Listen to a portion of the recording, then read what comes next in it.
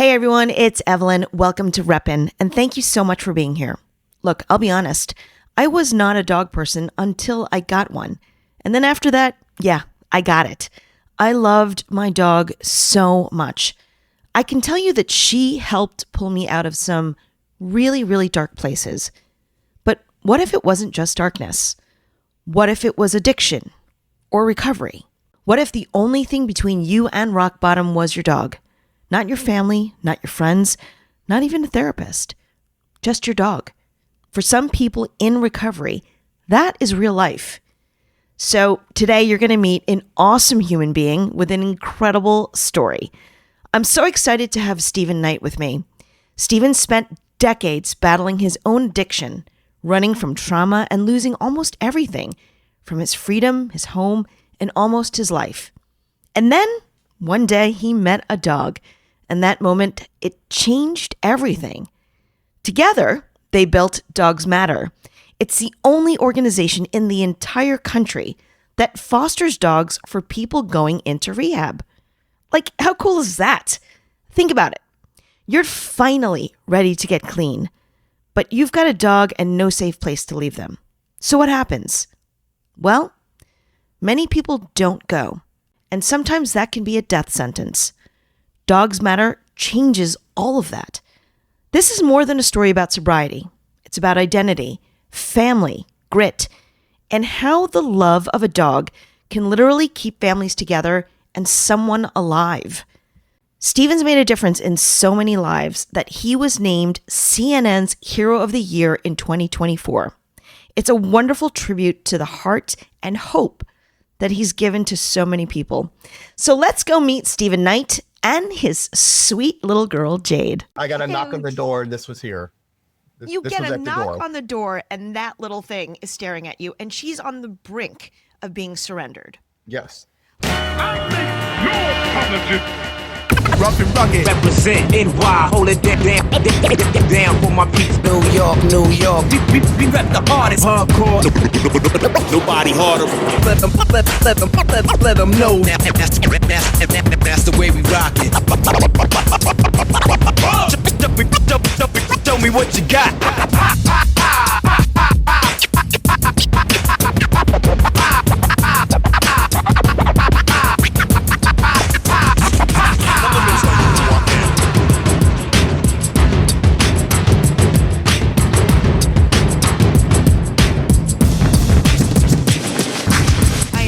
So happy that you're making time because you remind me in a very real, tangible way the good people that are still out there doing amazing work. So thank you first and foremost for being on the show. How are you? I'm good. I'm excited to be able to share my story and share the mission of Dogs Matter. Let's start with that. Give the audiences a little bit of a context of what Dogs Matter is. All right. So Dogs Matter is a temporary foster program for people that are seeking drug and alcohol rehab. They have no place to put their dog, and they need a safe place while they go and get better and get healthier. And then we reunite them, and then we actually stay with them for up to 12 months afterwards with an aftercare program. And we provide counseling, and they have recovery coaches or their support system. And we also support their dog to make sure they're healthy by medical, any kind of training they would need, just pet deposits, anything they need to make that first year of sobriety, which is the toughest year. When you get sober, that first year is really tough, and we're trying to make it as easy as possible and able to keep your pet with you during that journey, and it's making a huge difference in their lives. Yeah, it's extraordinary work. I think you said on an interview that the reason why you're so perfect to help people with substance abuse issues was because you were one of them. You had family trauma, you were drinking at 12, you tried crystal meth, and you didn't get sober or decide to really get sober until you were about 51. But the lowest point, I think, and this is what killed me, was that your mom wouldn't take your call when you were in jail. Yeah. Can you talk about your lowest point and what were you going through? Because substance abuse, as I understand it, it's an illness. Talk a little bit about your lowest point. What were you going through and what sort of really started to get you out of that? Yeah. Well, substance abuse is a progressive illness, and it took me decades to really reach the point where I couldn't function.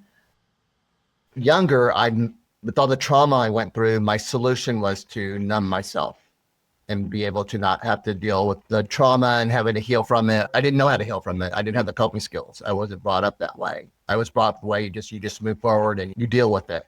So I'm a pretty sensitive person, and that really wasn't working. So what it was working is when at a young age, when I was smoking weed and drinking and, in the party years. But the bottom line is that it also was a way of just being able to escape my reality.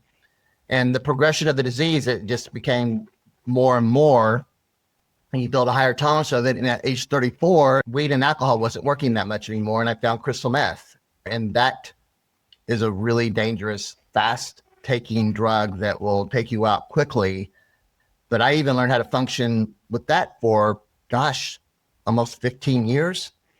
And, because it was my solution, and it made me not feel ashamed of who I was. And that was a big part of it. Growing up gay in the 70s and 80s and in the time of the HIV and AIDS crisis, there's just so much there that it was just a very painful time. And I was told I was going to go to hell, and it just kind of all caught up with me. And as much as I thought I was functioning, it got worse and worse as a progressive disease. And I ended up starting to lose jobs, and I got arrested. I had felons, and every time that happened, I would say, okay, I got to stop. I just lost my job. I'm done. I got to stop. And I couldn't stop. By then, my brain was so wired where it just couldn't stop on its own. Yet I was too ashamed to ask for help. And I feel like I didn't deserve it as well. It got to the point where I contracted HIV and I almost died. And then I got on medication, and that saved my life. And I thought, okay, well, this is a good reason to get my life back together. I got a second chance. I didn't die of HIV. That didn't work. I just kept on going back to my addiction until the point where I moved from California back to Dallas, where my family was, and thought that would help. But it still wasn't the solution until I got arrested for the second time. At that point, I was in jail, and I knew the one person that loved me unconditionally, which she did, and she had shown me a different type of love, was my mom. And when I called her from jail and she wouldn't take my phone call, it was kind of stunning in a way, thinking, wait, did that just happen? The one person that is the most important person in my life that's, supported me. It was a clear message, and I needed that tough love, because that made me realize is that, wow, if it's affecting my mom to that, she has to let go of me because she loves me. And then a few weeks later, I got a letter from her. I actually got out of jail. I ended up being homeless. I lost my apartment, and I was living out of my car. There's a thing called passive suicide where I just didn't care anymore.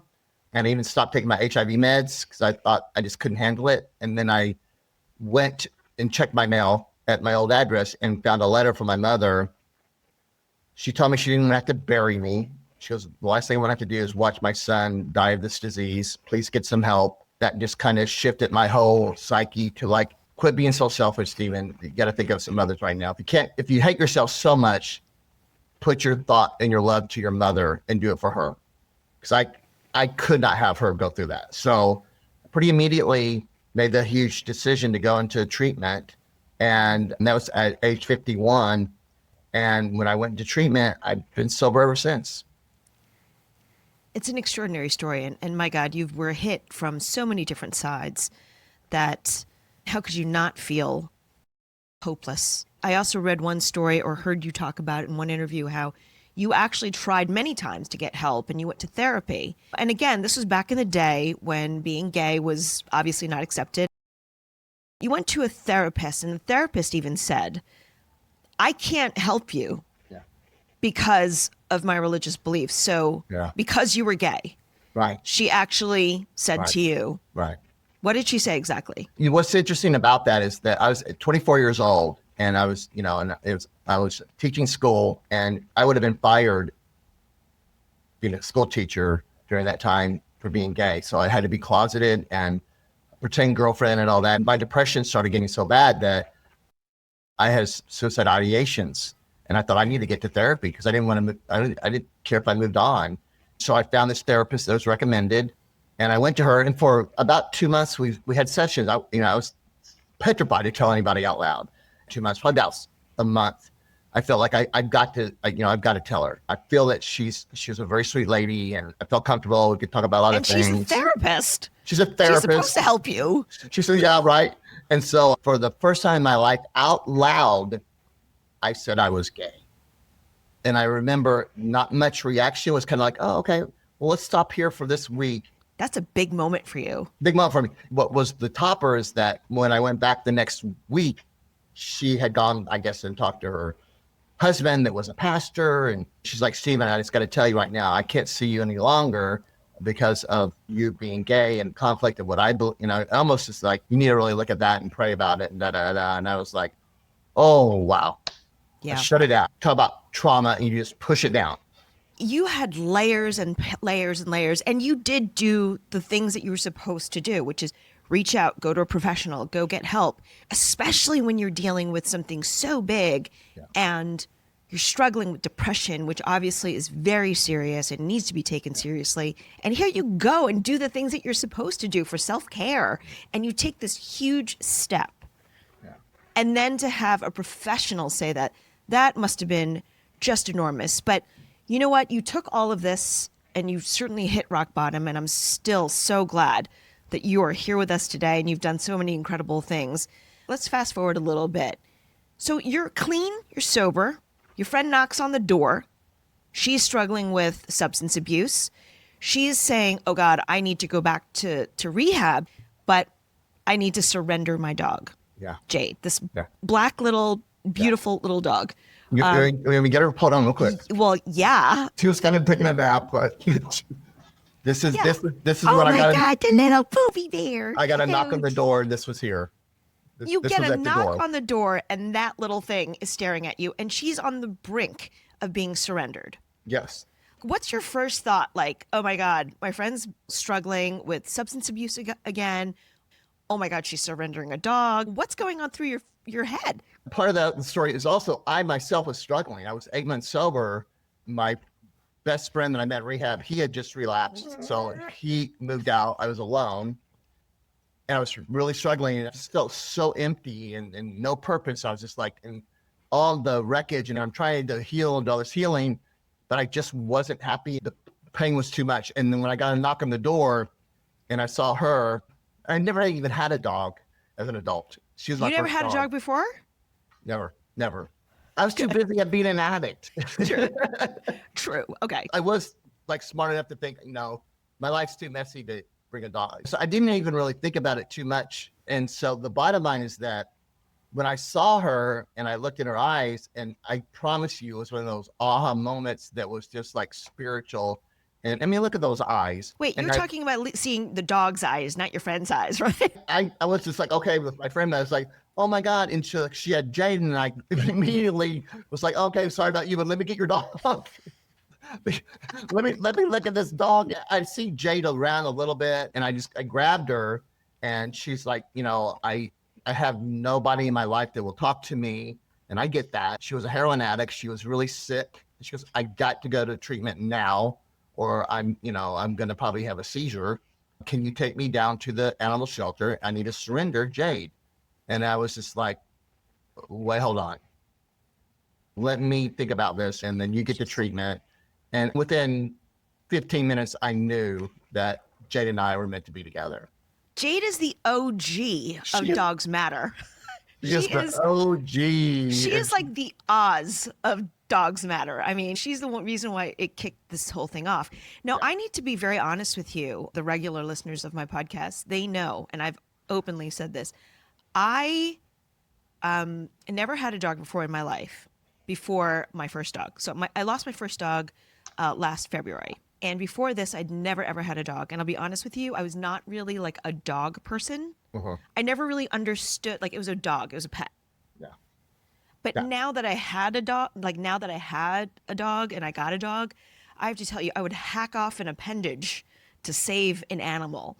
For the people who do not understand, we seem like crazy dog people because like I'm wearing a little and I have like socks with my dog's face on it. I'm completely that person.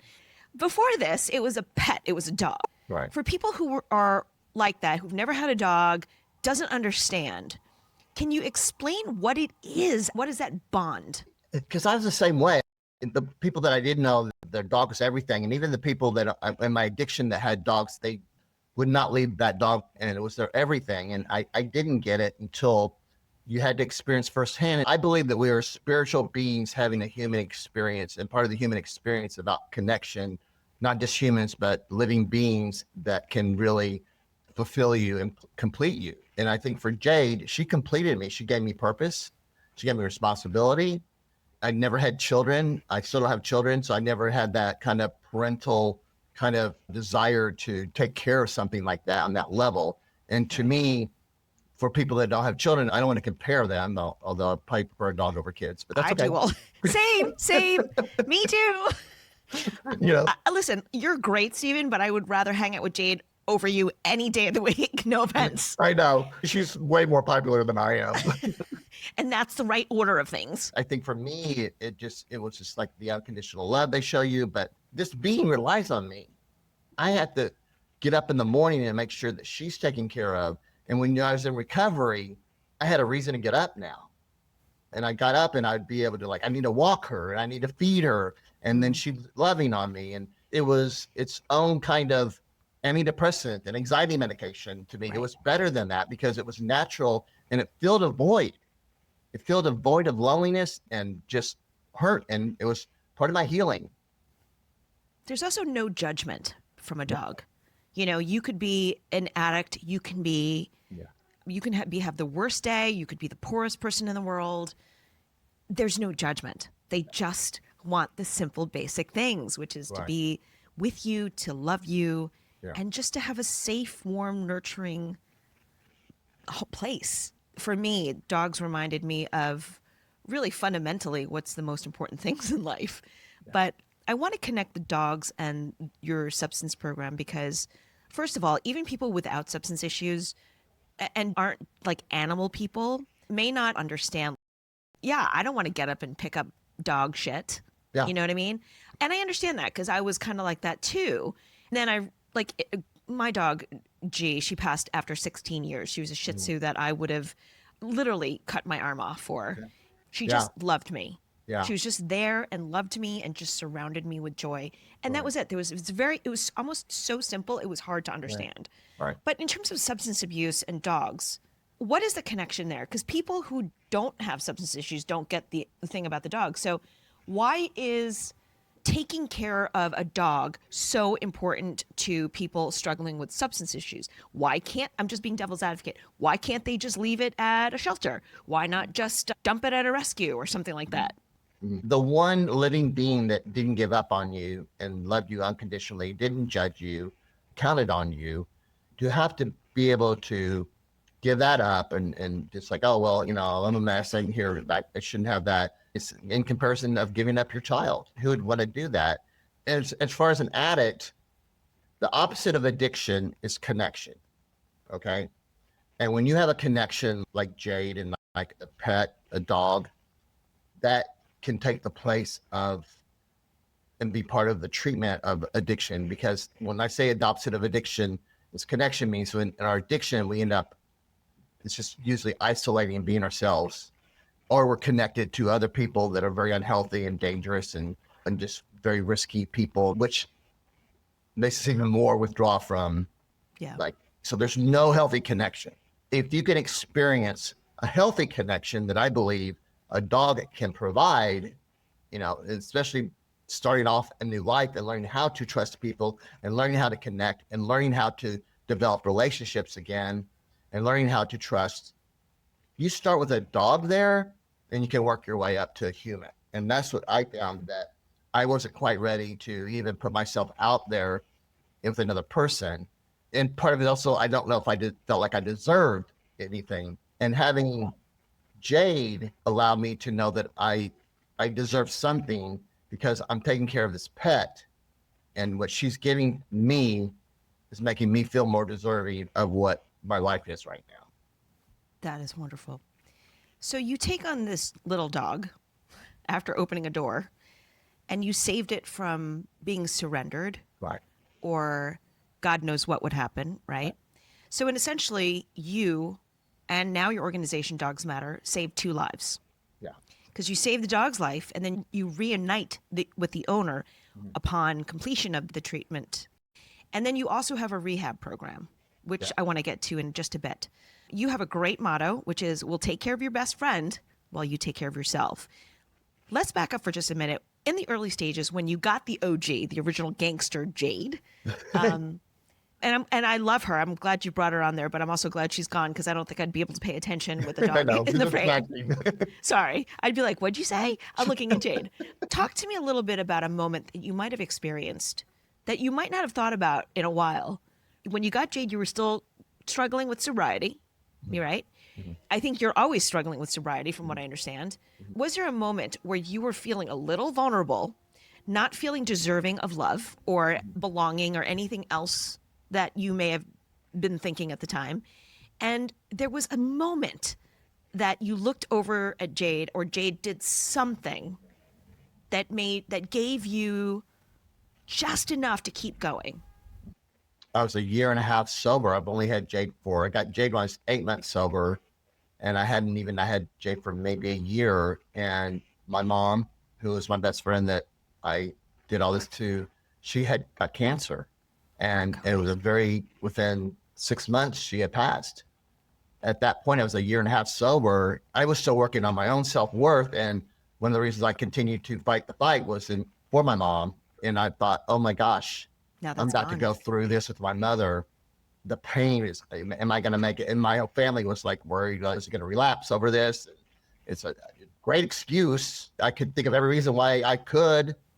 The reason why I didn't is because I remember when she passed and I was just like so much in pain, and I looked over at her, and I was in bed for like a day or so, just kind of like, and I had to get up. You looked over at Jayde, right? I looked over at Jayde, and she looked at me, and it's kind of like, I need to eat. I'm about to pee and poop in your bed. But it's also that kind of look, and I felt like it's going to be okay because I have this. There's just something about looking at her eyes and looking at me, because I could have easily said what we call that epic. I'm out of here. I could at least go numb myself or take a little bit of time and run away and maybe make it back. And the fact was that was a fleeting thought, which is like incredible. I just put my focus on my mom. I remember her telling me how happy she was that I had found Jayde and that she saw what Jayde was doing for me, loved our relationship. And before she passed, she was like, she was very proud of me, and she could pass in peace knowing where I was at with my life. And she's like, whatever you do, you're here for Jayde now. And your responsibility to make sure this dog is cared for. So you have to be strong for her. And that was all I needed to hear. It seems like it still resonates, obviously, now. Yeah, it's been almost 9 years. What if Jayde wasn't there? The bottom line is that I don't have to do the what ifs, because what was meant to be is Jayde was meant to come into my life. And I believe I was given a second chance, and to be able to take advantage of that second chance and heal. When you get a second chance in life and you start getting really motivated, I can live life without drugs, and I'm feeling better, and I have this dog, and oh my gosh, all of a sudden I have purpose and motivation. Before my addiction or during my addiction, I've always been a part of helping underserved populations. I worked with the homeless runaway youth in Hollywood and California when I was a school teacher, and my life always has been being of service. The issue was, a lot of times I did it so I wouldn't have to take care of myself and avoid myself. Learning how to put myself first, and also learning how to accept the fact that I'm gay, and accept the fact for the first time to find my authentic self without feeling shame and guilt. At 51 years old, going into treatment, I still was uncomfortable being who I was. So I had to heal from all that. Look at it as your destiny, and sobriety will open up the world. And I was like, okay, universe, what do you want me to do? Where do you want me to go? Right. And I got the idea of like, how many times do people go through their addiction and they're ready to change their life and they're ready to be able to get help, and they have nowhere to place their dog? That just happened to me. My first thought was like, I want to go volunteer somewhere and do where they do this. Yeah. And I looked it up and I researched and I was like, oh, because I thought this is really cool. Because part of staying sober is to help another addict. Step But 12. you're saving 2 lives for the price of 1, which is Yeah. amazing. Yeah. Let me just backtrack to something that you just said and tell me if I'm oversimplifying it or I'm being too Pollyanna or whatever. But you said that you were struggling to accept yourself and to have compassion for yourself and to accept your true, authentic self. Now, let me just say this. Whether you're gay, not gay, straight, cisgender, LGBTQ, whatever, black, brown, male, female, living in Europe, Florida, New York, wherever, if you're human, Right. I think being authentically yourself is really difficult because I think there's a lot of societal benchmarks that we're all like supposed to reach and things that you're supposed to be or own or whatever, that we're all held up to. Do we run fast and furious to try to keep up with the Joneses? Right. Or do we just strip it all down and be authentically who we are? I think it takes a lot of courage. And certainly if you're gay and you're dealing with all of these like biases and stereotypes and judgment, it's very difficult. Right. And here's where I'm getting to it. Here's this little dog that literally doesn't give a shit. Right? She obviously agrees. I could hear her. So in some ways, she's kind of taught you to just be, accept, and to love because that's what she's doing. The best thing that she's taught me is to stay present, to stay in the moment, Tell me about that. because that's all we have. And I think that I'm that type of person. I'm either worried about the future or dwelling in the past of all these woulda, shoulda, couldas. And I think that looking at her and being with her, it's just in that moment, she just wants to be present. One of the things in sobriety and recovery, I think people find their authentic self. A lot of times we don't know how. We grow up in a society being conditioned of like keeping up with the Joneses, and you got to do this and you got to be responsible for that, especially being that white male type thing that I grew up in. And I came from a very successful family, and the fact that I wasn't doing what they wanted me to do, which is get married, have 2 kids, and have a house and a career and da-da-da. My path was different, and it just caused a lot of me having to figure it all out, and the worrisome about the future, worrisome about that. Anyway, the years and years of that was just like, slow down. All we have is now. That's what I learned in sobriety, is that heal from within, gratitude, and to look at Jayde and be so grateful that she came into my life, is enjoy the moment. And the thing about it, and as you were saying earlier, you lost a dog. Dogs, they're not here for that long. They know about unconditional love. They know about, they learn all the lessons that humans take a lifetime to learn in 15 years, right? We have to stick around and learn. That's why we have to be here a lot longer. And some people still can't figure it out. Right. They get under their deathbed and they don't figure it out. Where I believe dogs get it. They learn how to live their life, and they have this abundance of life. They stay present and they're ready to go. And I think that's what taught me, is that how to stay present and to know that all we have is today. And sobriety is the same thing. It's like it's a choice every day to stay sober, and to have Jayde to be present. And all she wants to do is, she's not worried about tomorrow. She's not worried about whatever. She's worried about what are we going to do today. And mentally, if you can learn how to stay present, it rewired my brain, because I had ADHD and and kind of a hypertense person and everything, and to be able to like have her just slow me down and hold her, and the energy she has, it makes everything okay. That's amazing. Let's talk a little bit about some of the people you've helped. You've helped over 1,200 people. You can move that number up to 1,500 now. 1,500. Okay. 1,500 people who have come to you struggling with sobriety. You've been able to help them rest easy to say, I will take care of your dog. Your dog will be safe, loved, and cared for, and they will come back to you as long as you focus on getting better. When they finish their treatment program, you continue to help them with their aftercare.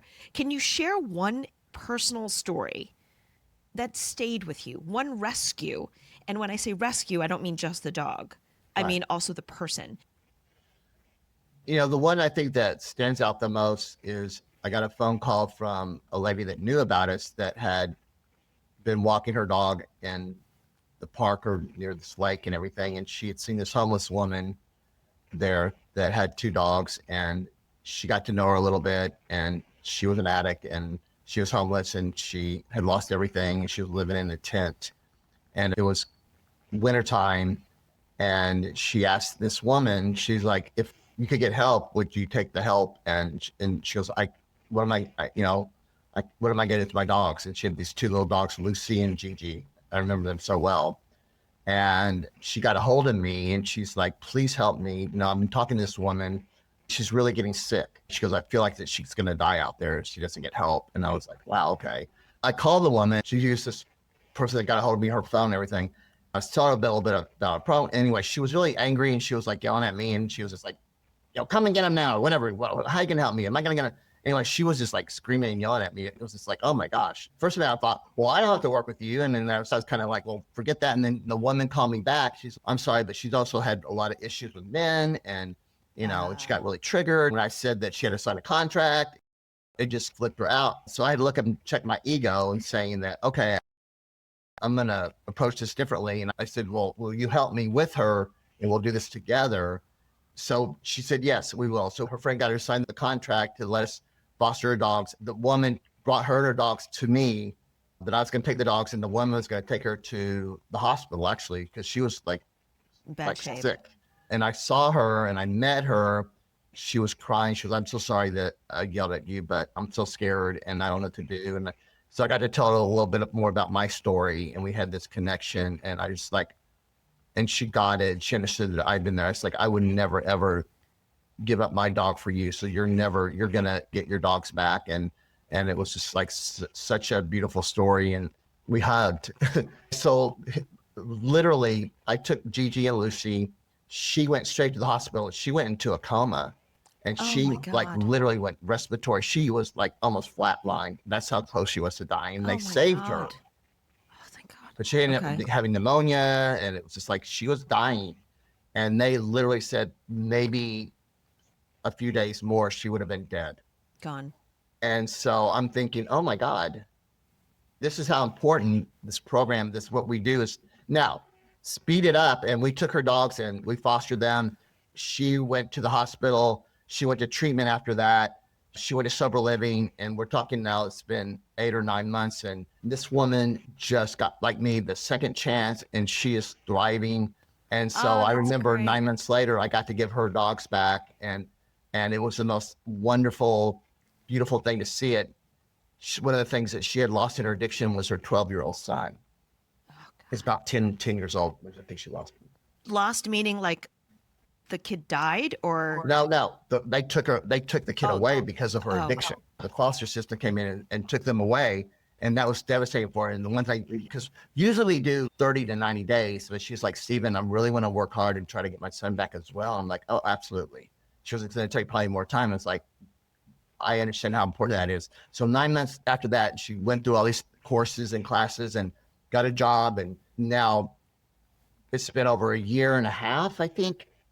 Maybe going on 2 years, is that she's got her own place with her 2 dogs, and she's got her son back. That's a wonderful, wonderful story. Sober ever since. She is so grateful for what we did. We literally saved lives. And not only did we save her life, we saved the dog's life. If those dogs would have gone to, in Texas, in Dallas, we have an overcrowded shelters. They will euthanize dogs after overcapacity.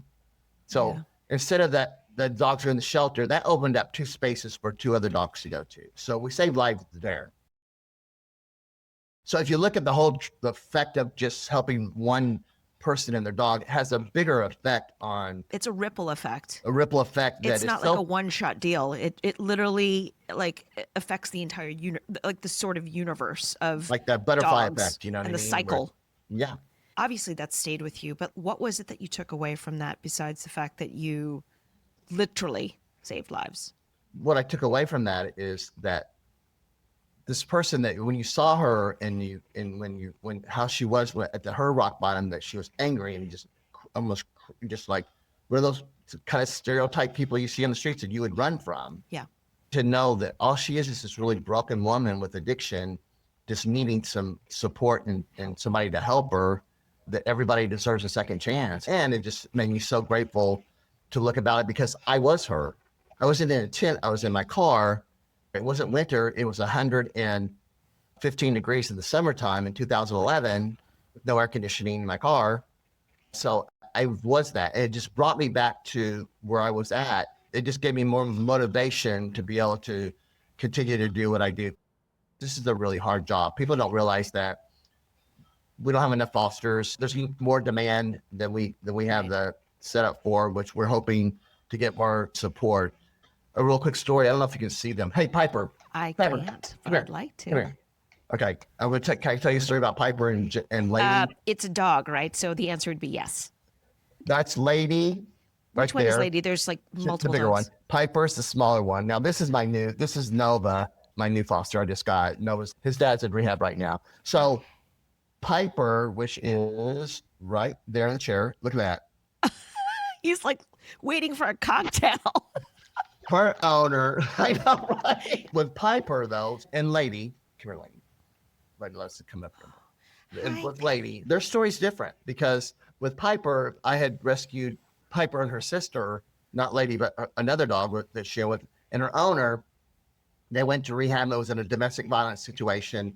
She did really, really well for about a year. Like I gave Piper back to her, and she was good. But then she ended up going back, which a lot of people do in domestic violence. They go back to that relationship, and then she ended up getting back in that trap.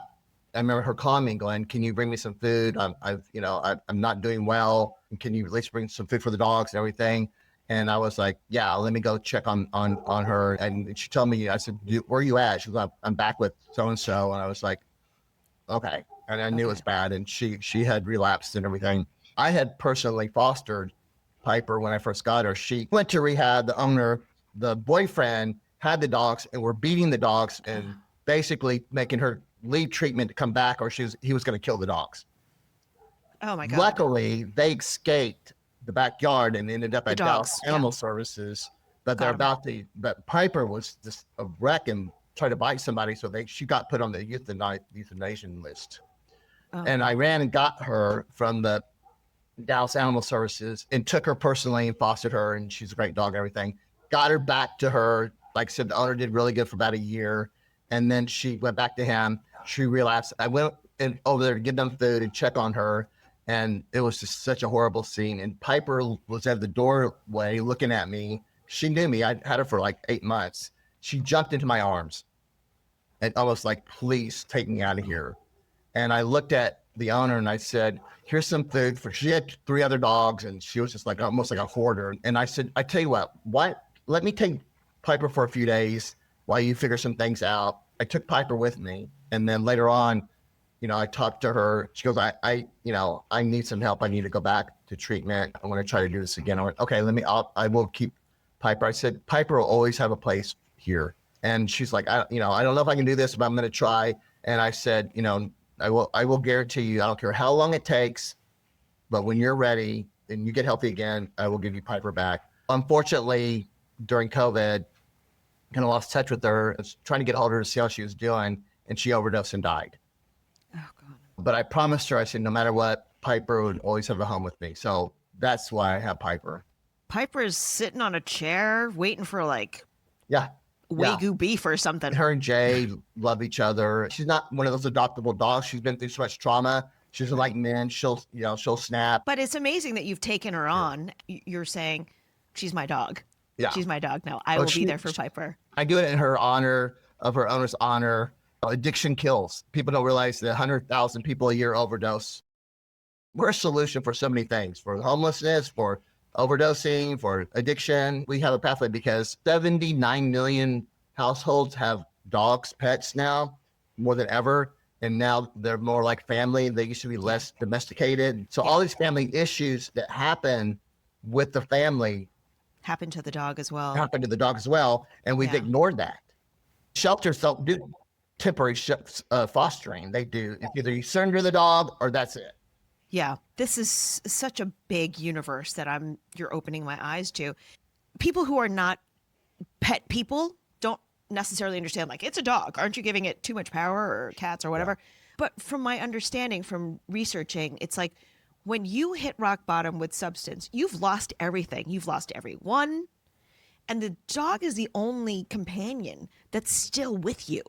So obviously, you don't want to abandon that relationship when you're struggling with, substance abuse, and it's the one relationship that is still there, that nurtures you, that loves you.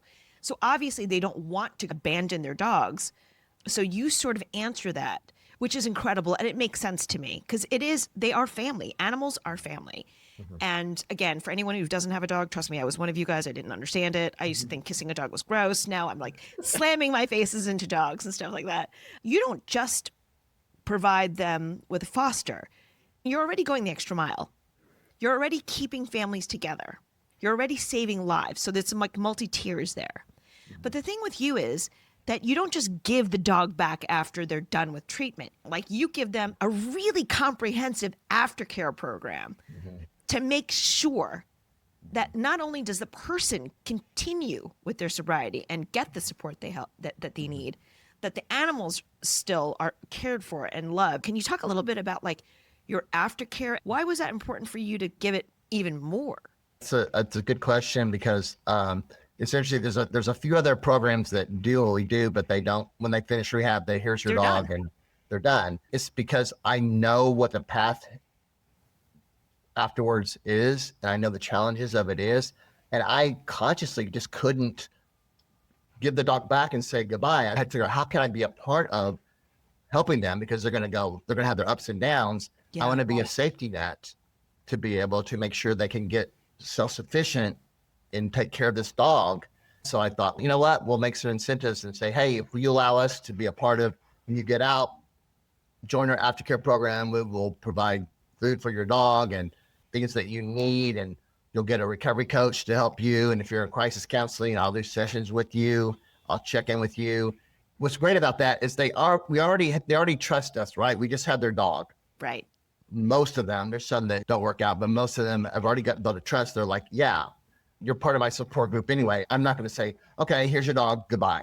So that's what I did. I created this aftercare program to be able to have a place for them to check in with us, to help guide them. 70% of our clients are either underhoused or unhoused, and we're trying to get them self-sufficient again and be a part of that safety net. And I feel like that it's the best part of the program is when they get out to see the reunion and people, oh, it looks great and everything. But the second they go home, that's when the work starts. Right. We're there for the safety net.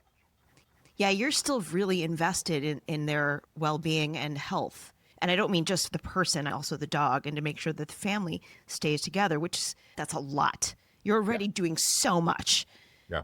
But then to stay rooted in, that's really hard to find. So here's my question, because when we first started the conversation, and from everything that we've talked about here, and also from your past interviews, you talked a little bit about one of the reasons you did struggle with substance is because you didn't have self-worth, because you didn't have self-love, because you didn't have any kind of validation or acceptance or compassion for yourself. Am I correct on that? Absolutely, 100%. Okay, so you didn't have any of this, and this is what started your smoking weed and then drinking and then doing crystal meth, and it led you to the bottom. I think the idea of compassion and loving yourself ties into all of these things because, again, people who do not have pets don't understand that these are little, like literally little souls that if you just pay attention and you're open to looking at them, they teach you so much and remind you what life is really about, which is basic needs, compassion, a nurturing home and people. So in some ways, can you talk about that journey about learning how to have compassion for yourself, for other people, and also for dogs? Where were you then and where are you now? You hit it really, the point really just extremely accurate when you say the part of like, I had no self-worth.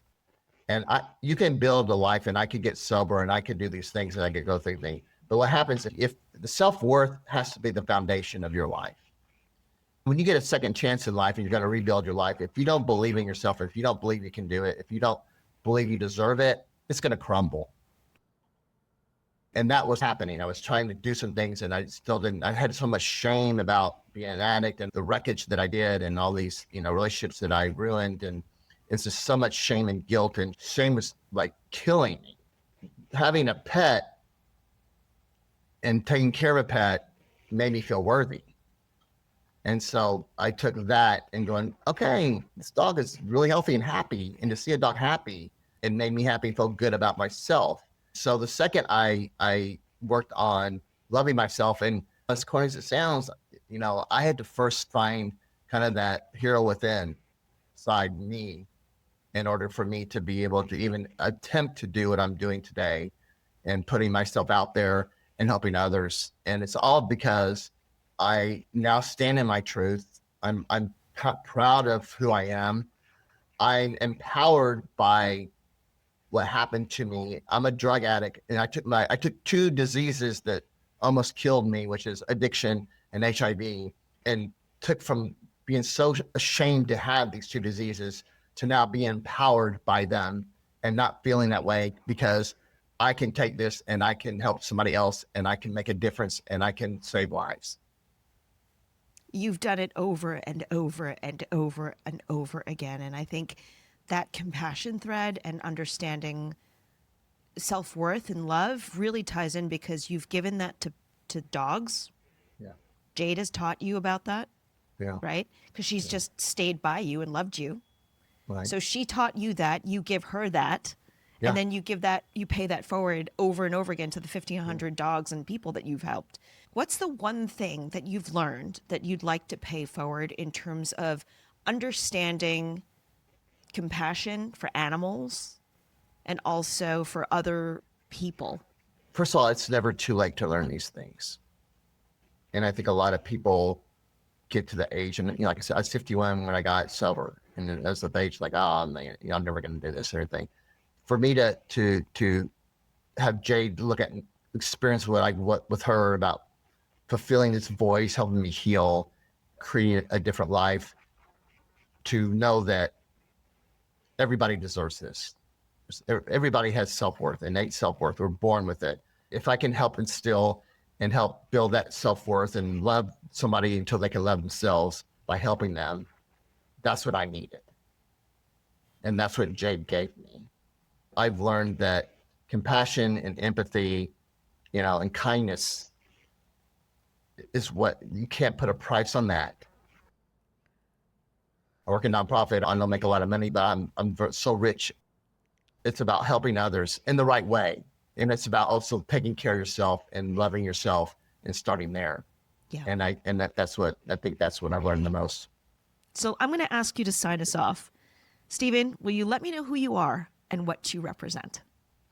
I am Stephen Knight, and I am a helper, and I represent the voiceless. I remember how hard it was to find someone I really trusted to watch my dog while I was just away. So if I let someone take care of my dog, it's very, very high praise. So I totally get why some people don't go to rehab, because it meant leaving your dog behind. And that thought of losing a little soul that loves you more than anything, it's just not something we're willing to risk. What Stephen Knight built out of heartbreak is straight up saving lives. Huge thanks to Stephen for coming on the show and for everything he and his team do every day at Dogs Matter. Dogs Matter proves that dignity, recovery, and second chances, they're not just for people. They're also for those super cute, furry family members who really help us get through tough times. Dogs love you unconditionally, and they deserve love, safety, and a future in return. Sometimes they're also the only ones that are holding the family together, because when no one else is showing up, it's your dog that's standing right next to you. If this conversation was something that you connected to, please share it. Someone out there might need to hear it more than you know, and they also might need to learn about Dogs Matter. If you'd like to learn more about Dogs Matter, Stephen, Jayde, or if you'd like to get involved somehow, I'll have their links in the episode notes for you. I can tell you that any support you offer them, it is extremely well deserved. And if you want to check out the full conversation with Steven, myself, and see how ridiculously cute Jayde is, the entire episode is on my YouTube channel right now. You can find that on Reppin Podcast. Don't forget to subscribe, share, and download. Reppin is available on all podcast platforms, and you can follow me on Instagram at Reppin_podcast. Reppin is a Suburban Outlaw Productions. Thank you so much for listening. I will see you next time. Until then, stand up and represent. I make no apologies. Rough and rugged. Represent NY, hold it down for my peeps, New York, New York.